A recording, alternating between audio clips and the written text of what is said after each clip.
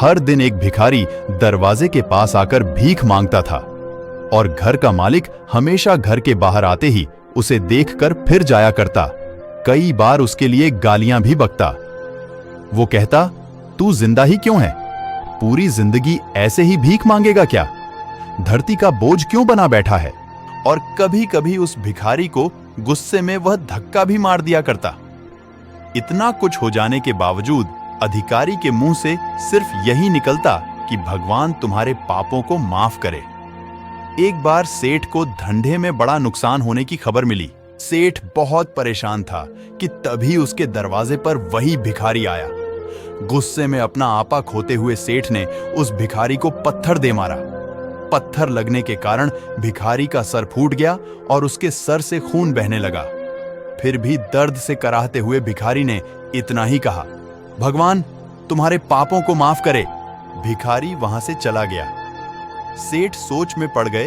भिखारी को पत्थर मारा, फिर भी उसने सिर्फ प्रार्थना की। सेठ का गुस्सा शांत हुआ। सेठ का मन शांत हुआ भिखारी का रहस्य जानने के लिए। सेठ ने भिखारी का पीछा करना शुरू कर दिया। भिखारी जहां जहां जाता, सेठ उसके पीछे जाता। सेठ ने देखा कि कोई उसको खाना देता, कोई उसको मारता, कोई अपमानित करता तो कोई गाली देता। लोग भिखारी के साथ चाहे जैसा व्यवहार करते, लेकिन भिखारी सबके लिए एक ही प्रार्थना करता, भगवान तुम्हारे पापों को माफ करें। अब रात होने को आई थी। भिखारी अपने घर जाने के लिए लौटा। वो अपने घर पहुंच गया, लेकिन सेठ अब भी उसका पीछा कर ही रहा था। एक पुरानी टूटी हुई खटिया पर एक बूढ़ी औरत लेटी हुई थी। काफी कमजोर और बीमार लग रही थी। वह भिखारी की पत्नी थी।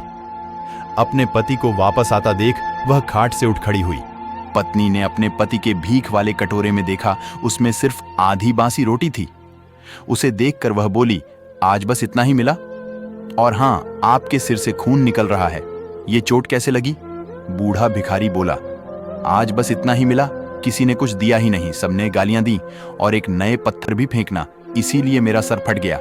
एक गहरी ठंडी सांस लेकर बूढ़ा भिखारी फिर से बोला, यह मेरे ही पापों का फल है। तुम्हें याद है कुछ सालों पहले हम कितने अमीर थे? क्या कुछ नहीं था हमारे पास? हमारे पास हर चीज जरूरत से ज्यादा थी, लेकिन हमने कभी दान नहीं किया। और उससे भी बुरा हमने उस अंधे भिखारी के साथ किया, जो हमारे द्वार पर भीख मांगने आया करता था। बूढ़ी पत्नी की आंखों में आंसू आ गए। वह बोली, हाँ, हम उस बेचारे अंधे के साथ बहुत बुरा करते थे। उसका अपमान करते थे। उसे खाने के लिए रोटी की जगह कागज दिया करते। उसका मजाक उड़ाया करते और कभी कभी मारा भी करते। मैंने कभी उसको रास्ता नहीं दिखाए। एक बार मैंने उसके मुंह पर मिट्टी भी फेंकी थी और वह हमेशा दुखी होकर यही कहता कि भगवान तुम्हें तुम्हारे किए की सजा देगा। भगवान तुम्हारे पापों की सजा जरूर देगा। उसका श्राप सच हुआ और हम इस दुख भरी जिंदगी में आ गए। भिखारी बोला, हाँ, उसका श्राप सच हुआ, इसलिए मैं किसी को बद्दुआ नहीं देता। चाहे कोई मेरे साथ कैसा भी बर्ताव करे, मैं हमेशा उसके लिए प्रार्थना करता हूं। मैं नहीं चाहता कि कोई भी हमारे जैसे जिंदगी का अनुभव करें, किसी को भी हमारे जैसे दुखों का सामना करना पड़े। वो नहीं जानते कि वह कितना बड़ा पाप कर रहे हैं, इसलिए अनजाने में हुए पाप की ऐसी सजा किसी को भी मिले, मैं नहीं चाहता। सेठ वहीं पर छुपकर यह सारी बातें सुन रहा था। अब उसे सब कुछ समझ में आ गया था। भिखारी और उसकी पत्नी ने वह आधी रोटी मिल बांटकर खाई और भगवान को धन्यवाद बोलकर सो गए। अगले दिन बड़ा भिखारी फिर से भीख मांगने गया। सेठ के घर के पास जाते हैं। सेठ ने पहले से गर्म रोटी या उसके लिए निकाल कर रखी थी। उसे देते हुए सेठ विनम्रता से बोला, माफ कर दीजिए बाबा, उसे बहुत बड़ी गलती हो गई। बूढ़ा भिखारी बोला, भगवान तेरा भला करे। इतना कहकर वह आगे निकल गया। इस कहानी से जो सीख लेने लायक है वह बड़ी ही सिंपल है कि आदमी चाहे किसी के बारे में बुरा कहे या भला करे, लेकिन भगवान सिर्फ कर्म के हिसाब से उसको फल देता है। क्या हुआ अगर भगवान नहीं दिखता है? लेकिन यह बात बिल्कुल सच है, उसके खाते में सबका हिसाब बहुत बहुत पक्का होता है। इसलिए जब किसी के लिए कुछ भी करो तो अच्छा ही करो।